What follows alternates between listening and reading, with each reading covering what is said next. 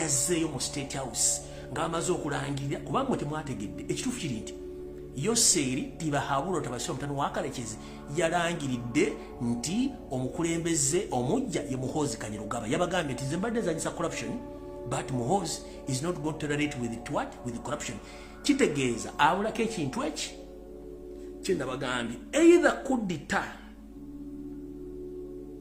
oba ng'ayisemu NRM naye the possibility is kudita. Ensonga lwaki Muhoozi tasobola kujja mu public addressinga public n'omukulembeze gwange olw'ensonga nti alina okulayira ekitasoboka essaawa zino kubanga si mukulembeze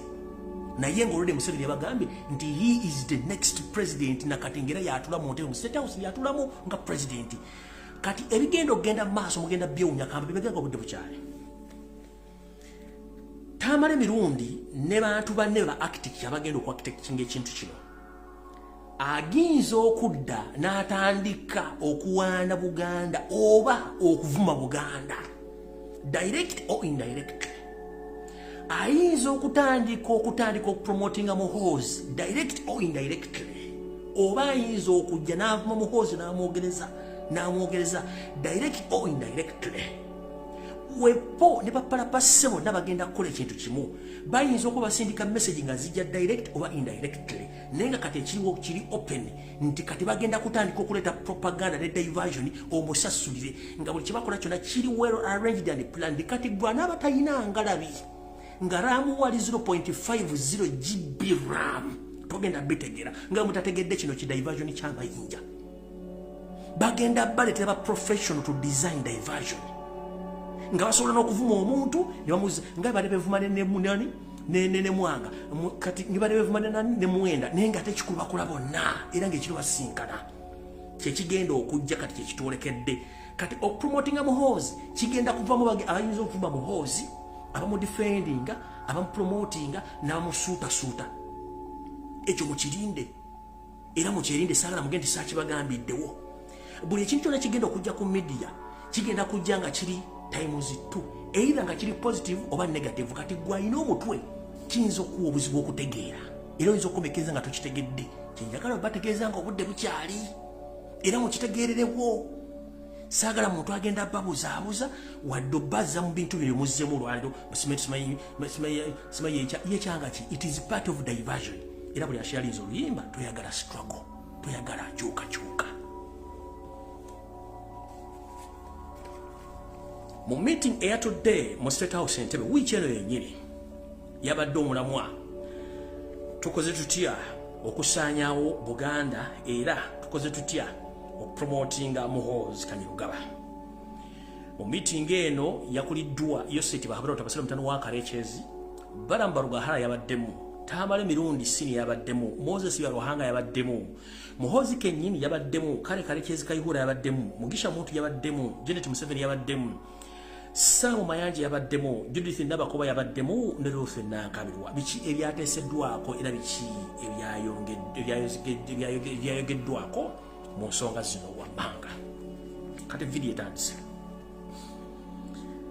mu nsonga ezasoose Yoseri Bahabula Tabasira Mutano wa Kalekezi ensi yaleta muzezedde ensanga bisibe yeebazizza nnyo mukoddomi we Andrew Mwenda ne Tamale mirundi senior olw'okuzannya omuzannyo guno ogw'okubuzaabuza ofuge ebbanga lyonna lye babadde nga beerwanyanga abayayi mu Kampala abanabba omuntu abasooka okwekuba eŋŋuumi ne beeyoola ebigogendo kakkananga akasawo tosigazizza yabeebazizza nnyo olw'okuba nti bazannya omuzannyo guno ogw'okudayivaatinga abantu kubalowoozesa nti waliwo enkanda wakati waabwe era ono ne yeefula ne mu State House tajjaayo so nga ate ali ku musaala na zino zonna emizannyo gy'omugobako TV ne ku radio butayogererako gwali muzannyo mutegeke bulungi nnyo era meeting etandika Museveni yasoose kubaza Andrew Mwenda ne Tamale mirundi okuba nti bazannyo omuzannyo guno okukuumira bannayuganda obwongo bwabwe nga bulowooza nti omusajja yakyuka oba teyakyuka muddemu mutegeere bulungi nnyo kyembagambye kiri kyembagambye kiri omuzannyo gw'abazannya temugutegeera mujja gutegeera ng'amaze batuuka mu maddiro gammwe ekkowa eryasoose mu meeting Yoseri Bahabula Tabasira Mutano wa Kalekezi yeebazizza Andrew Mwenda mukoddomi we ne Tamale mirundi junior ne Tamale mirundi senior I beg your pardon nti bebale kola muzannyo guno ogw'okwevuma n'okubuzaabuza bannayuganda balowooza nti waliwo okulwana okw'amaanyi wepo ng'ate bali mu kuzannya muzannyo ogw'okutwala gavumenti y'omumpembe mutano wakalekizi mu maaso n'ejalinga ku mmiri ne ku tv ng'ono omwami avuma nga mulowooza nti avuma kumbe kino ekintu kyali kipangirizo mukitegedde bulungi oli yankuredi n'agamba kino kiri bwekiti owe n'agamba kino kiri bwekiti bano bamafiya kati mukulu omwami ono yavuma Robert Kyagulanyi Ssentamu simanyako lya bamafiya tewaali bamafiya Museveni kenyini ye bamafiya kati bano bagaba lwaboogo sime bagaba bantu mwenda sime bali bagundi bonna bali mu kakundi ke kamu bazannya muzannyo guno gomutamanyi nengo muzannyo guba muwanvu nnyo mukitegedde bulungi nnyo bino emijagalo bagamba mubitegere bulungi nnyo ogwo gwonna gubadde muzannyo kati bwebanga mu miitingi yasoose okubaza abantu bano bonna ng'omuzannyo bagwogedde kati mukitegeere olukirwa ku media nga kiri state funded nga kya gavumenti kiba kitegeeza kyabwe bakikoze ki bakikoze ngenze mu maaso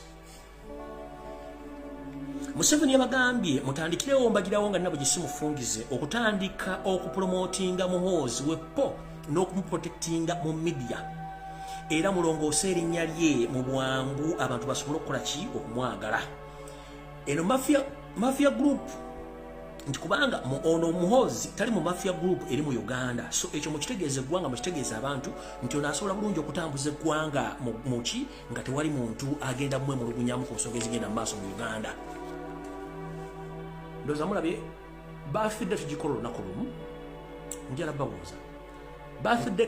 katugambe birthday ya Ssaabasajja Kabaka tugikola wasooka misinde enkeera najja n'atukabula ate munene mu Uganda teri akola birthday nene nga Ssaabasajja Kabaka